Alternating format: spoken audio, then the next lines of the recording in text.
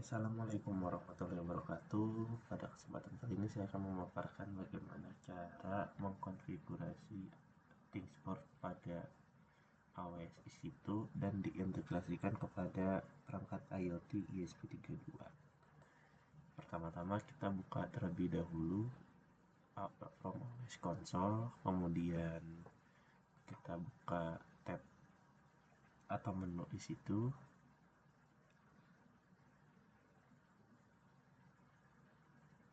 Lalu kita masuk ke menu instance.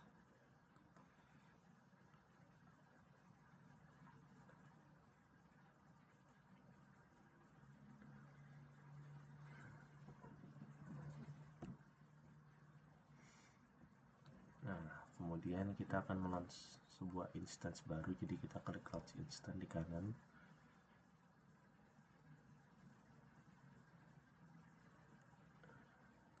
Kita beri nama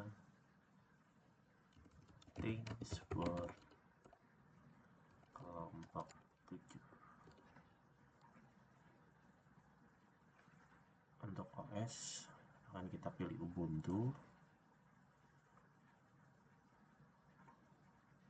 Kemudian kita pilih Ubuntu 24 versi 04. Untuk instance type-nya akan kita pilih versi yang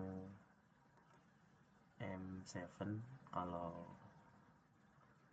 memungkinkan, kalau enggak kita bisa pakai versi C7i.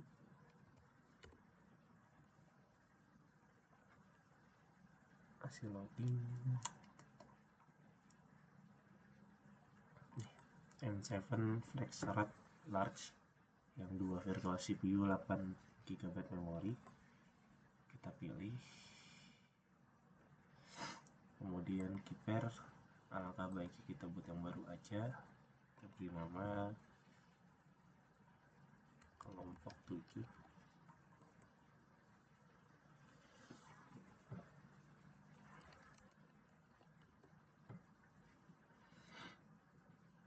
Double ternyata ngetiknya. Kita pilih tipe keamanan RSA, kemudian format private key-nya kita pilih .tem aja karena akan kita remote menggunakan Windows Terminal. Create keeper, nanti dia akan terdownload keeper untuk bikinnya. Kemudian untuk network setting kita akan allow dua hal, yaitu allow HTTPS from internet dan juga allow HTTP from the internet. Nah, setelah itu kita akan launch instance-nya. Storage-nya biarkan aja 8 GB, itu masih cukup.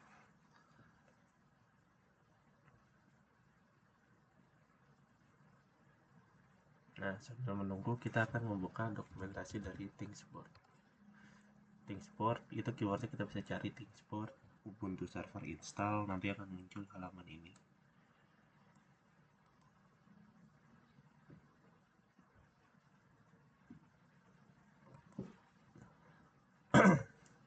Kita tunggu terlebih dahulu. Nah, kalau sudah berhasil, pertama-tama kita akan mengapply sebuah Elastic IP supaya IP dari instance ini tidak berubah-ubah ketika kita stop dan kita jalankan lagi. Tapi sebelum kita memasang Elastic IP, kita harus mematikan VM-nya terlebih dahulu. Oke, masih loading.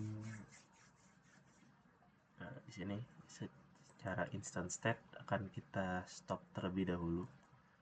Kenapa kita stop? Supaya Elastic IP-nya dapat dipasang ke instance ini.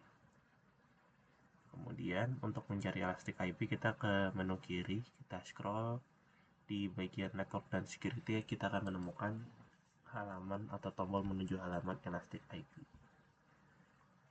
Nah, di sini kita bisa allocate Elastic IP address, jadi kita akan meminta ke AWS untuk menyediakan suatu Elastic IP. Ini biarkan default, address poolnya, border groupnya pastikan sama dengan region dimana kita deploy instance kita tadi. Karena kita pakai Singapura, maka itu Asia Pasifik Southeast 1. Kita allocate.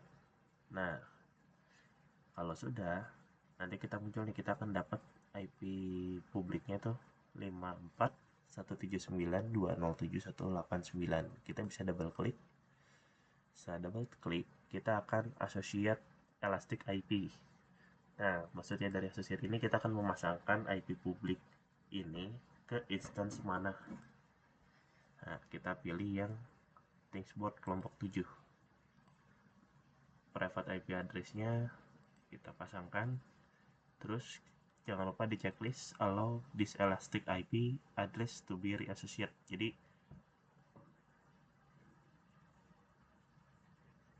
elastic IP-nya akan bisa dipasangkan ulang dengan instance yang lain ketika amit-amit instance kita korup ataupun ngedown gitu. Jadi IP-nya tetap bisa dipakai. Kemudian kita balik ke instance lagi, lalu kita start instance-nya yang tadi sudah kita stop.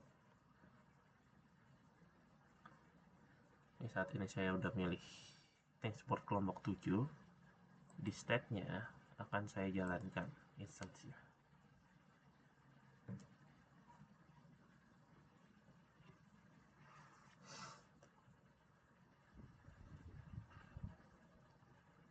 Kita tunggu statusnya.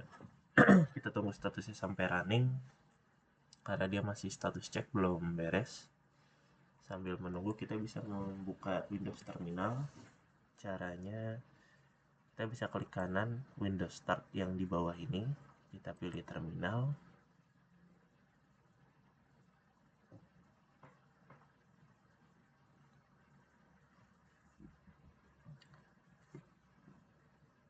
Nah, kalau sudah masuk, pertama-tama kita masuk ke dalam folder download, karena sertifikat KeePair tadi itu tersimpan di folder download. cd downloads.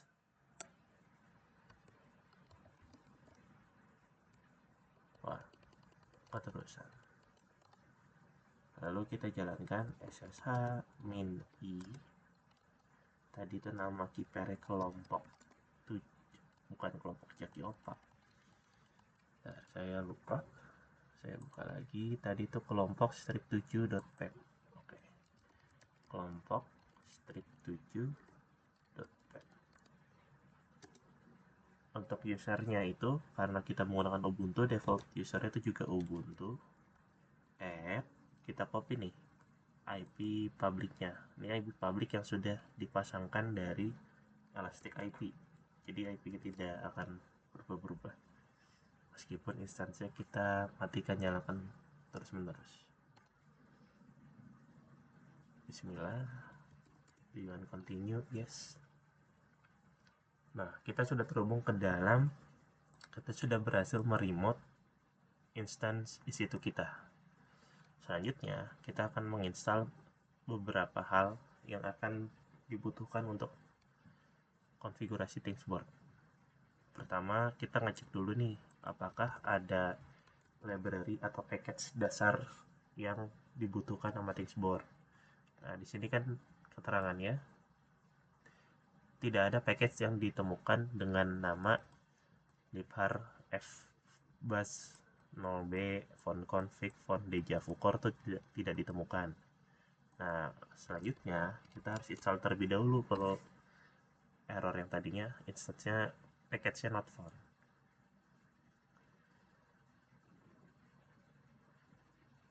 Kita tunggu dulu.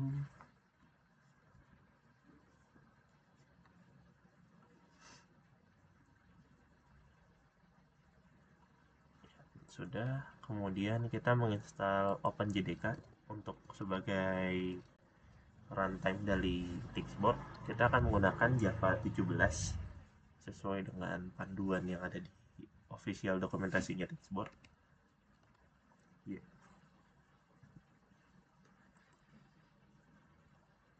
Nah, setelah Java terinstall, biasanya akan ada beberapa versi Java jika kita sudah mengotak-atik instansi ini.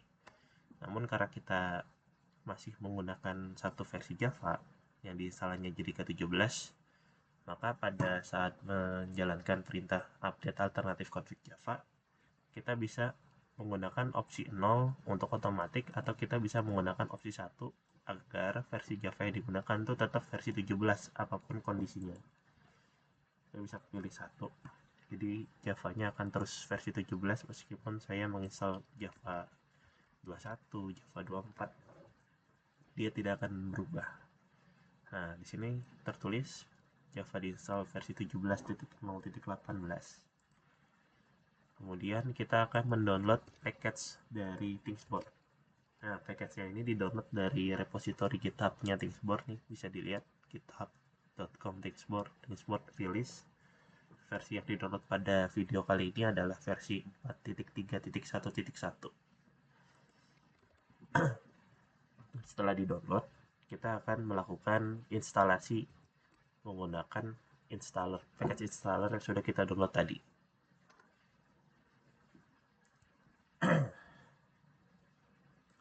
Ya, karena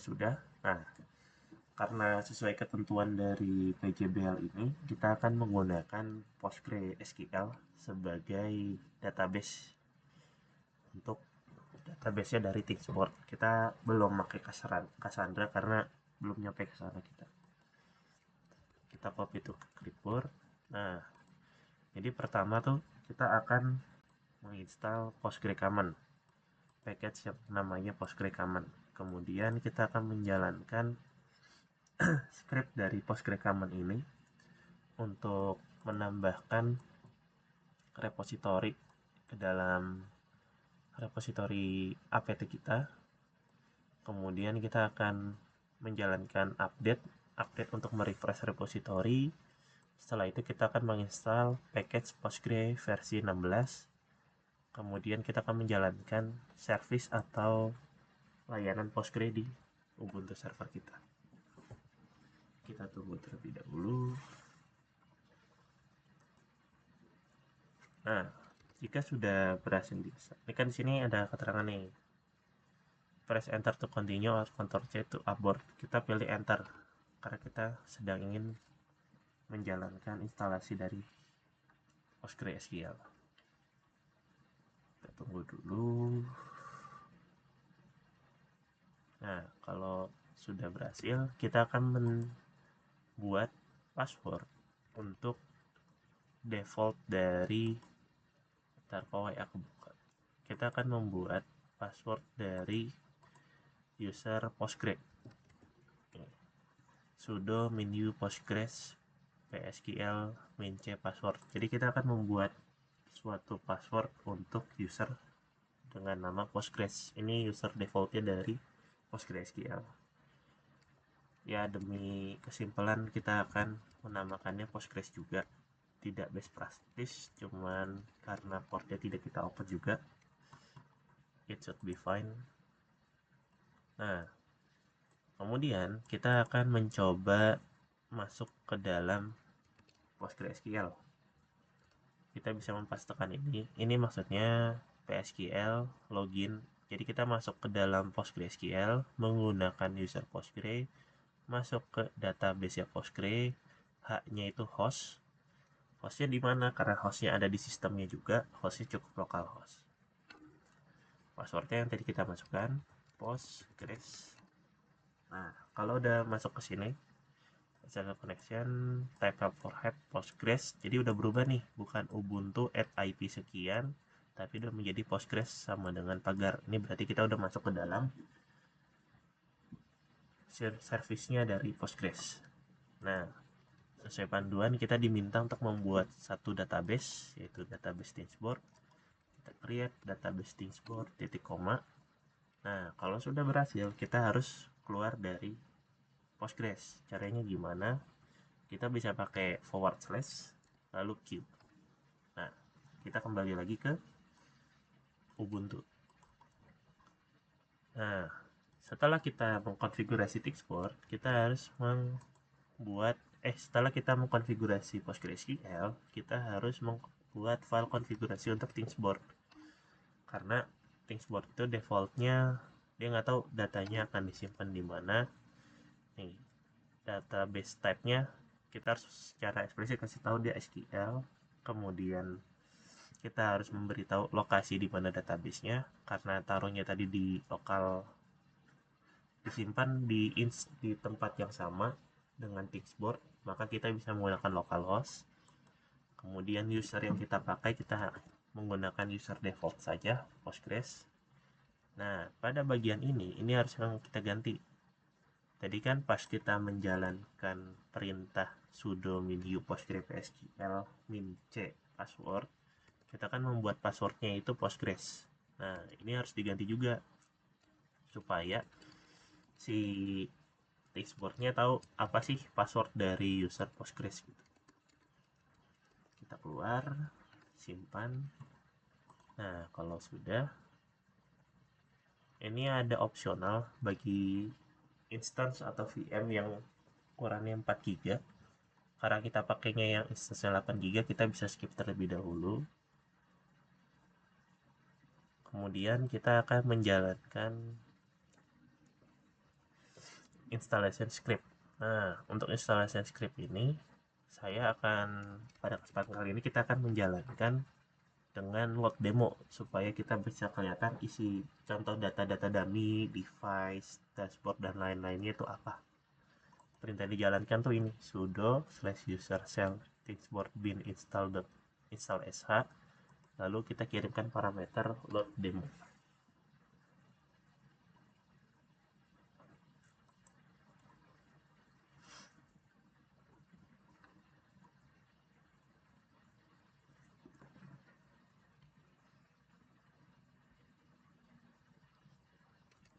Sambil menunggu, biasanya agak lama, cukup memakan 1-2 menit tergantung instance type-nya.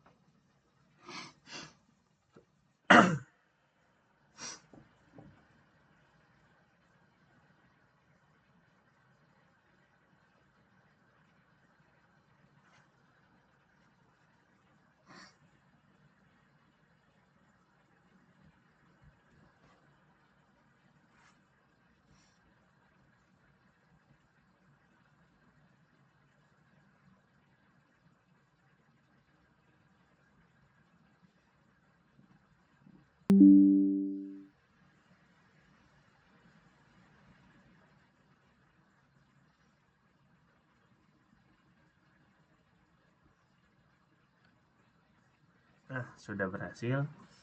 Namun, di sini kan selanjutnya ini kita bisa langsung uji coba nih. Maaf, kita harus menjalankan dashboardnya dulu. Karena tadi baru diinstal, kita belum menjalankan. Setelah kita jalankan perintah sudo service dashboard start untuk menjalankan layanan dashboard, seharusnya kita bisa mengakses port 8080. Tapi karena di rule set yang kita setting di networkingnya hanya allow, di sininya hanya kita allow HTTP dan HTTPS, di mana itu 443 dan 80, port 8080 tidak akan bisa diakses oleh publik dari luar. Nih, kalau kita curl localhost 8080,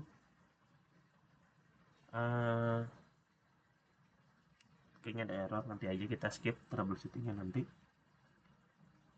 Kita langsung masuk ke konfigurasi reverse proxy aja biar mempercepat waktu. Pertama kita sudo apt install nginx.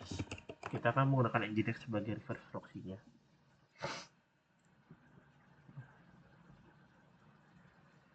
Kemudian setelah kita menginstal nginx, kita harus memastikan service nginx-nya itu berjalan dengan normal.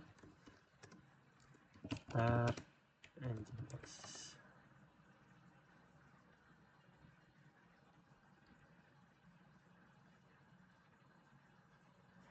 System city, kurang S.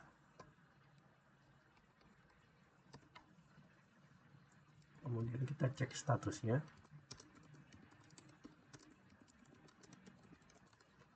Ya, berjalan dengan normal. Aktif running, tidak ada warning ataupun error. Selanjutnya kita akan membuat satu file konfigurasi untuk reverse proxy menuju Nginx. Sudo nano etc nginx sites variable thingsboard.com. Nah, apa aja sih isinya di sini? Pertama kita harus mendeklarasikan server. Boleh dispasi. Kemudian kita tap sedikit, kita akan listen ke port 80 sekarang. 80 tuh HTTP ya. Server name itu bisa kita bebaskan. Untuk saat ini kita menerima semua request, maka kita isi dengan underscore. Locationnya dari root, jadi dari root itu udah masuk ke langsung di reverse, di forward requestnya ke arah Thingsboard. Kita tap lagi proxy underscore pass itu http 27.0.0.1. Jadi requestnya akan di forward ke localhost 2.80.80. Tadi akan kita troubleshoot lagi kenapa error. Proxy http version 1.1, kemudian proxy set header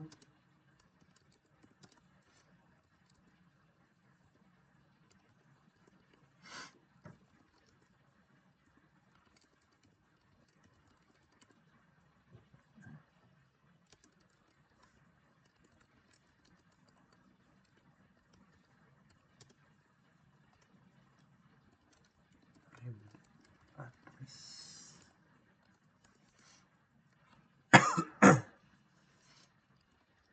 proxy set header forward for ini proxy at x forward for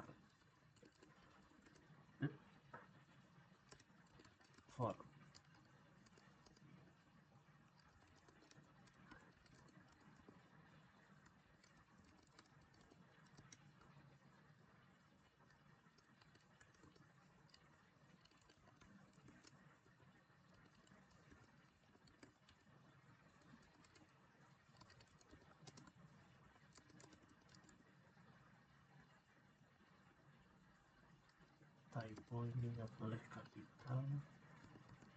Nah, selanjutnya kita harus mengupgrade HTTP version ini supaya bisa menggunakan fitur WebSocket. Fitur WebSocket itu diperlukan sama Thingsboard untuk komunikasi secara live update client server. Salah. Header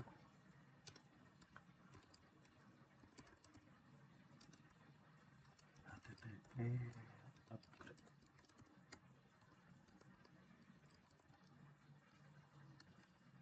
Typo dikit. Proxy.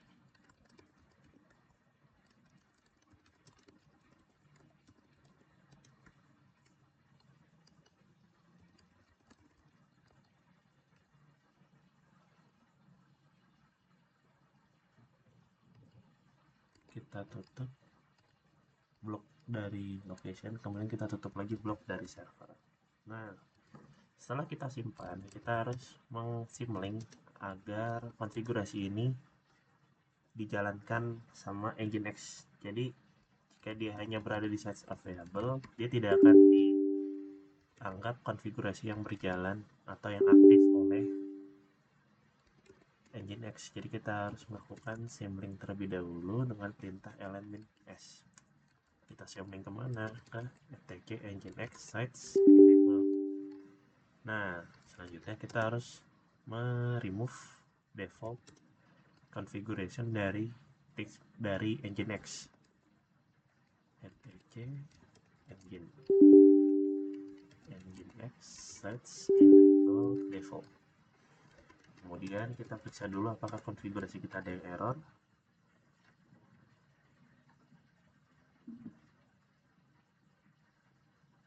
Server directive is not allowed here. Coba kita cek lagi.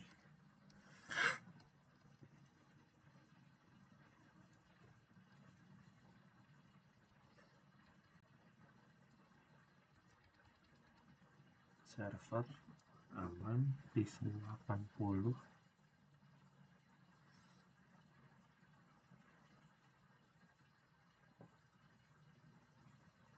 Oh, ini saya lupa kata penyambung, tanda penyambung underscore. Kita periksa lagi. Nah, status failed unknown schema. Coba apakah ada typo lagi? Oh iya, typonya di sini. Dia harusnya scheme, bukan skema. Kita periksa lagi. Ya, sudah berhasil. Kalau sudah berhasil, kita harus mereload konfigurasi dari Nginx ini dengan sistem ctl reload Nginx. Saya lupa huruf S lagi. Nah, jadi ketika kita mencoba mengakses menggunakan IP publik dari perangkat ini, masuk ke port HTTP ya, jangan lupa http:// kita pastekan IP-nya, dia akan masuk ke platform Tixboard. Ya, saat ini kita masih menggunakan HTTP.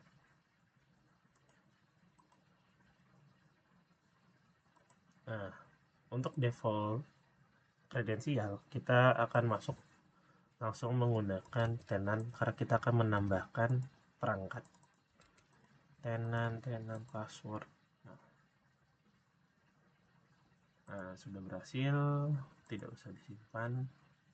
Selanjutnya kita akan menambahkan suatu device IoT kita ke platform Tixboard. Caranya gimana? Kita masuk ke entities, lalu masuk ke device. Kita klik plus nih di sini, plus add new device. Kita kasih nama, misalnya IoT deteksi suhu. Saya untuk customer nggak perlu, nanti kita bisa kerjakan nanti. Nah, kredensial, ini kredensialnya harus kita simpan di notepad terlebih dahulu aja.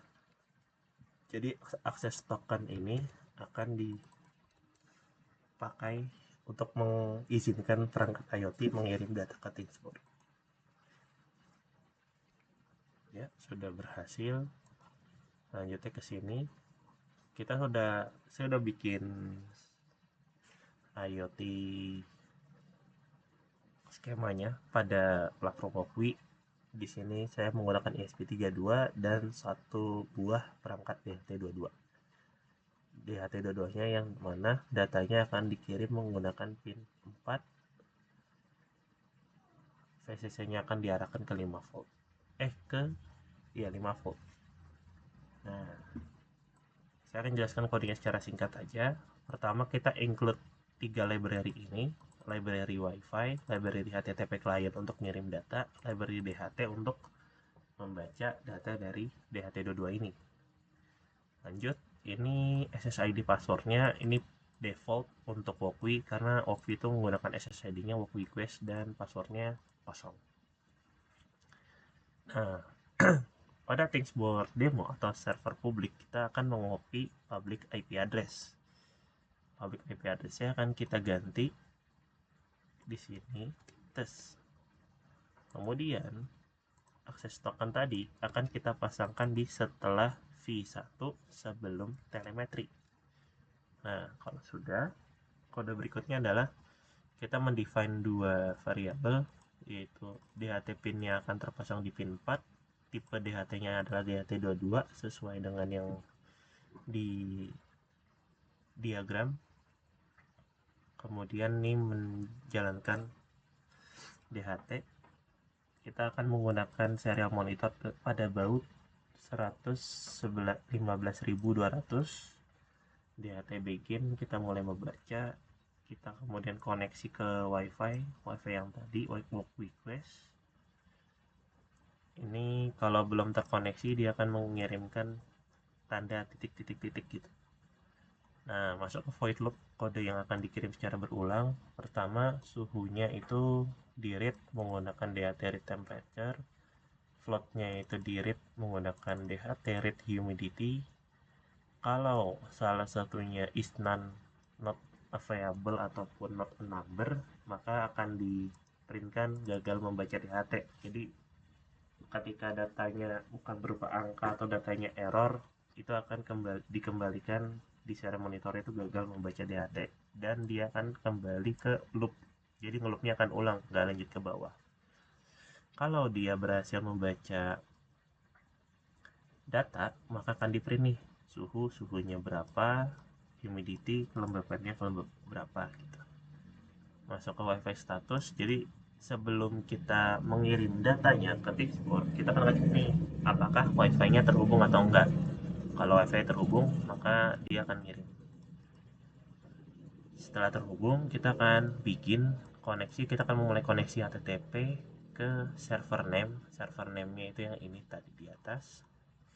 Setelah itu kita akan HTTP add header nih akan mengirim data berupa JSON. JSON-nya apa? Dua variabel itu temperature dengan suhunya, humidity dengan data kelembabannya. Setelah itu kita akan menunggu respon code dari pengiriman data tersebut. Kalau dia berhasil, dia akan merespon 200. Kalau tidak ditemukan responnya 400. Min 1 itu tidak terhubung. Min 11 itu time out.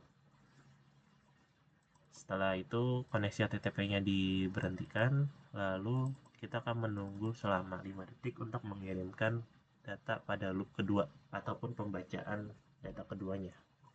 Kita simpan terlebih dahulu. Kita running bismillah aman.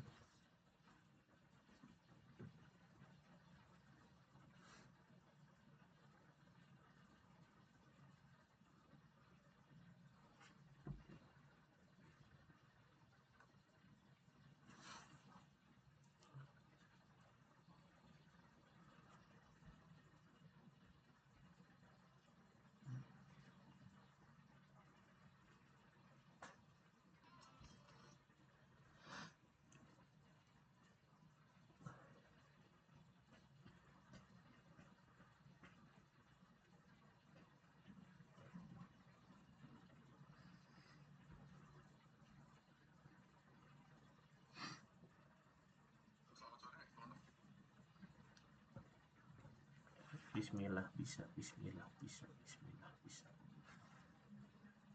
Nah, sudah berhasil kita compile, kita tunggu terlebih dahulu. Dia akan menjalankan WiFi connection.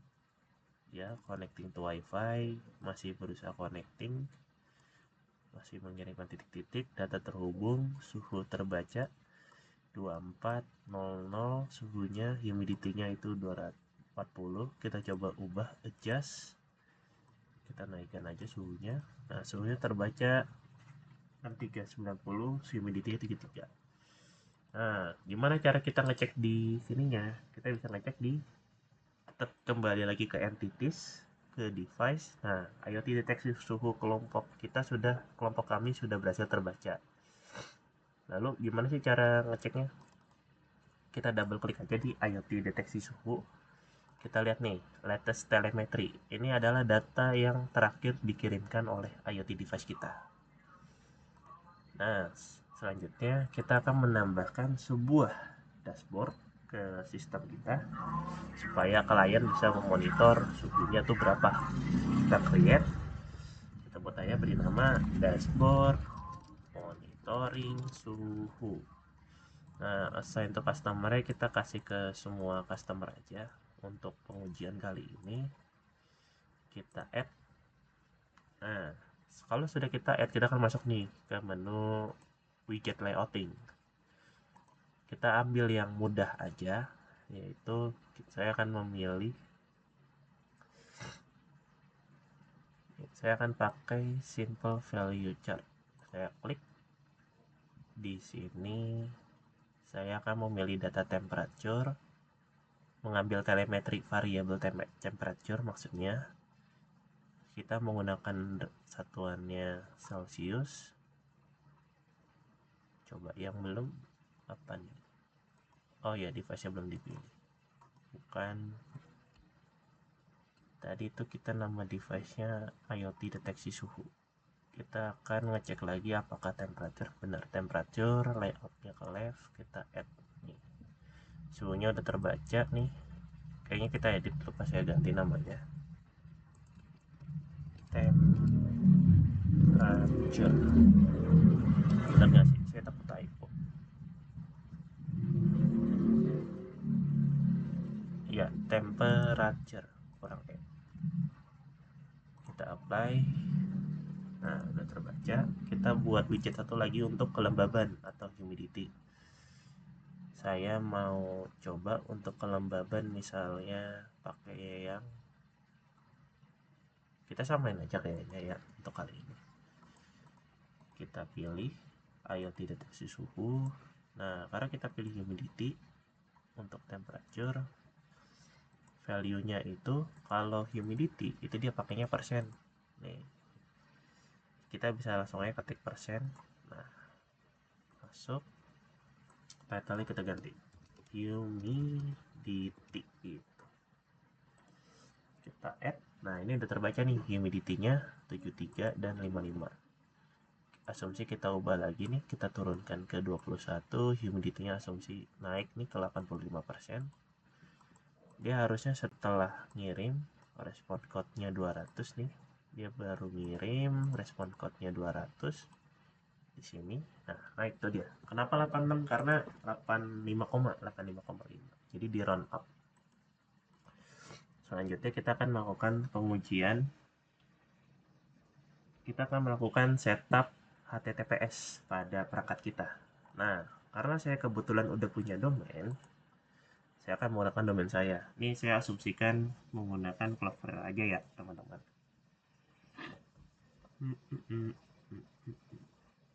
Nah, sebelum kita masuk ke sini,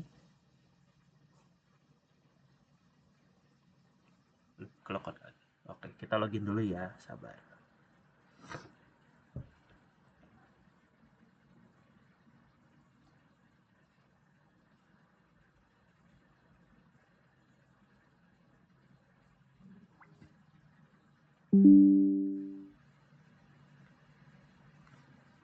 Nah, verify you are a human.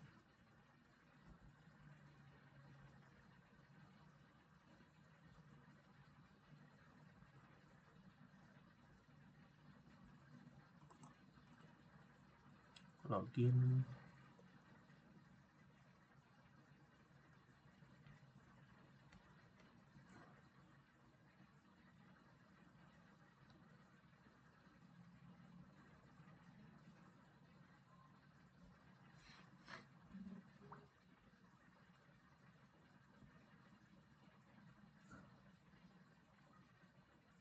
Oh, saya salah masuknya nih.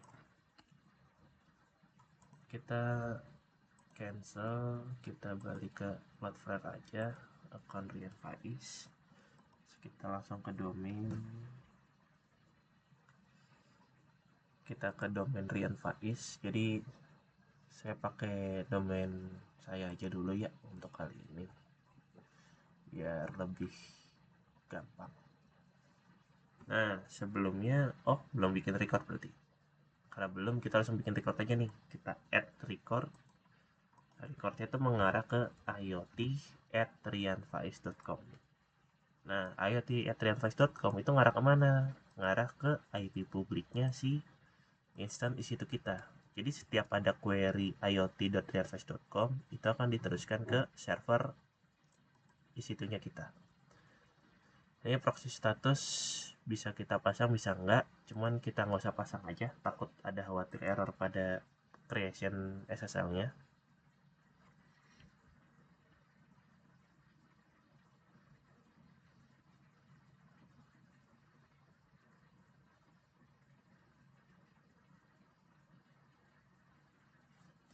Nah, kalau sudah dibuat, kita harus menginstal beberapa package nih. Package apa aja?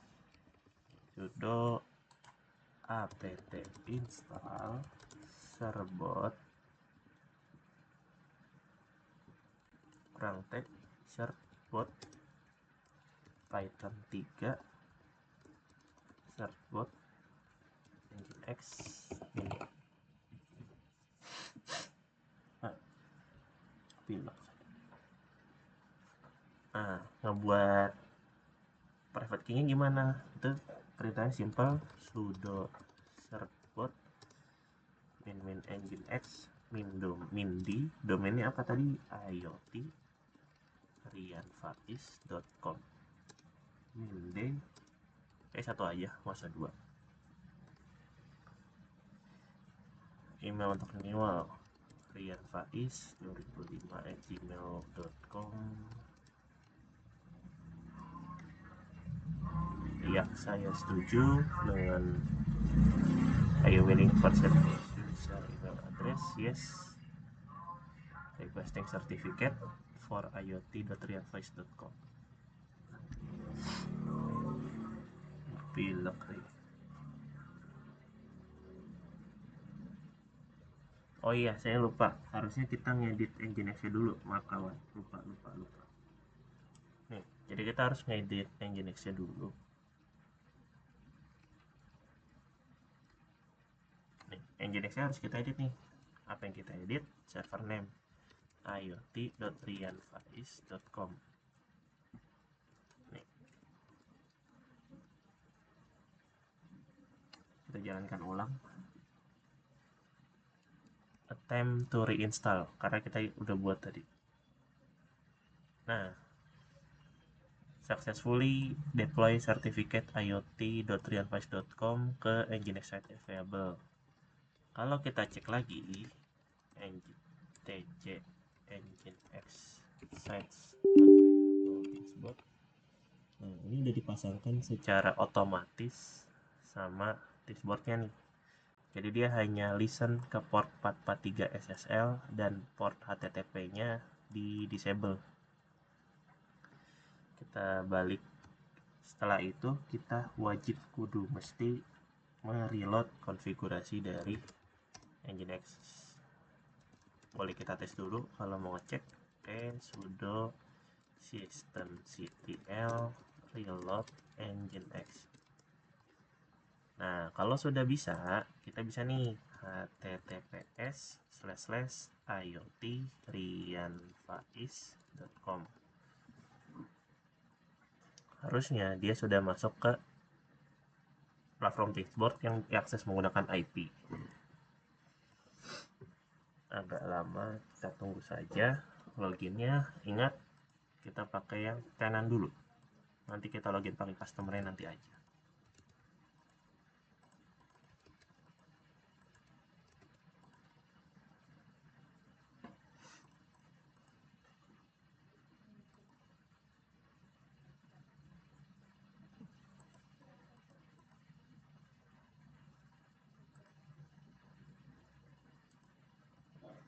Nah, kita ke dashboard. Kita pasti akan mendapatkan error. Oh ya, saya lupa save, maaf. Ya, lupa save tadi. Harusnya di save dulu ya. Nanti di save dulu, jangan lupa. Ini sebelumnya kita akan mendapatkan error response code 404. Kenapa kita dapat error response code 404? Karena kita nggak bisa nih ngebuka HTTP ini lagi nih. Nah, HTTP ini udah digantikan sama https iot.rianfaiz.com.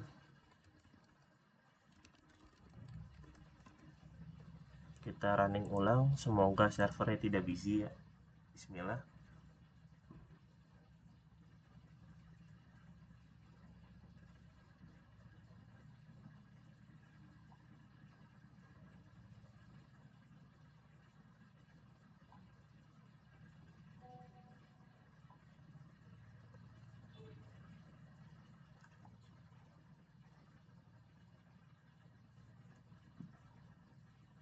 Kita tunggu terlebih dahulu. Alhamdulillah servernya lagi nggak busy ya pagi ini.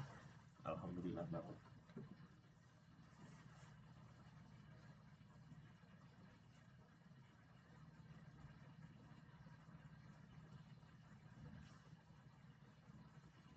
Jadi tadi itu kenapa sih error 404, sambil nunggu kita bahas.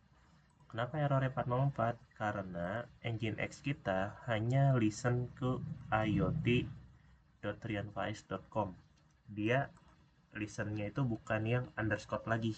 Kalau underscore dia ngelisten mau di hitnya IP, mau di hitnya domain apapun, akan diteruskan ke Thingsboard. Nah, sekarang dia ini akan di forward ke Thingsboard ketika domain yang diakses itu iot.rianfaiz.com. Ya, alhamdulillah berhasil. Kita tunggu connecting to wifi-nya.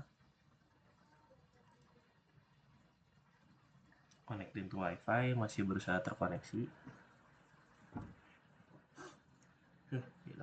Nah, data berhasil diambil. Apakah berhasil dikirim? Harusnya TTPS 200.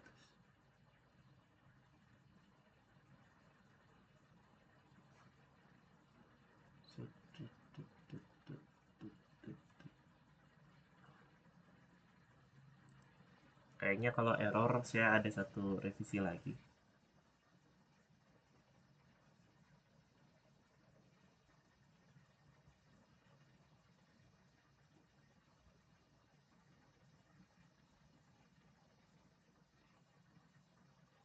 Nih, respon code 200, berarti dia sudah berhasil terkirim.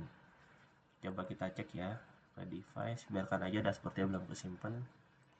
Double klik, kita masuk latest telemetry, apakah dari terkirim 8551,1, apakah sama 85. Oke, berhasil. Kita sudah berhasil mengkonfigurasi dashboard menggunakan SSL, menggunakan HTTPS dan SSL. Jadi datanya terkirim menggunakan port yang secure. Dashboard monitoring kita add lagi kayak yang tadi. Saya salah, ternyata nggak nyimpen datanya. Kita akan coba pakai yang simple value chart kayak tadi.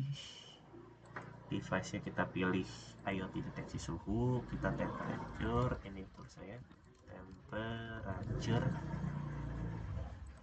kita add, kemudian kita add widget lagi, ke sini,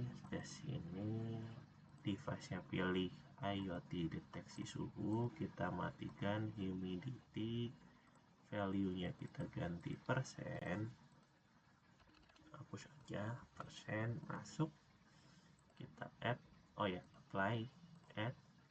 Nah, suhunya udah terpasang, jangan lupa di save, nanti nggak kesimpan lagi kayak tadi. Nah, ini kan udah berhasil nih, data ini udah berhasil di listen dan dibuka ke dashboard. Selanjutnya kita coba nih login sebagai customer. Apakah sang customer bisa mengakses dashboard monitoring ini? Tadi kan udah saya setting tuh ke customer A, customer B, customer C. Itu dummy aja, saya buat 3 sengaja. Saya login menggunakan incognito supaya tidak ada session yang di cache ya. Login customer tuh yang ini, customer@thingsboard.org dengan passwordnya customer. Kita sudah masuk, kita masuk ke dashboard. Apakah dashboardnya bisa saya buka? No data to display on widget. Oke, kalau no data kita bisa menggunakan solusi alternatif, yaitu mengassign device ini ke customer A. Defaultnya customer A bisa kok. Kita refresh ulang. Jadi meskipun dashboardnya bisa diakses, kalau device-nya nggak bisa diakses, dia nggak dapat data. Nah, udah masuk nih 5186. Jadi jangan lupa dikasih customer ya, di assign ke customer saha gitu. Nih, datanya sudah sinkron. Oke, kita sudah berhasil instalasi Thingsboard, konfigurasi Nginx, kemudian kita integrasi IoT via Walkway, kita sudah konfigurasi HTTPS dan dan SSL pada Nginx, kita sudah melakukan domain configuration ya. Jadi kita udah beres semuanya. Sekian video dari saya, kurang lebihnya mohon maaf. Wassalamualaikum warahmatullahi wabarakatuh.